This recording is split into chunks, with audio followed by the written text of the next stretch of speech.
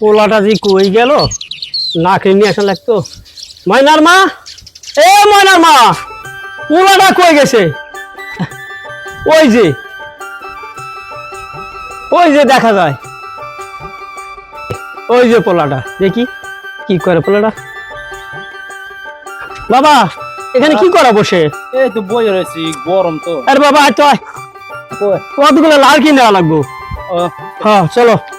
কয়টা আবার লাখ কিনে লাগবে। হইলাম একটু আরামে। ঠিক আছে। আরে বাবা এগুলো নিয়ে যাতে আরাম করো, বুঝো নাই? আরে একটা কথা বাবা, কি? আমি তোমার লাগে কাম করবো না। কেন?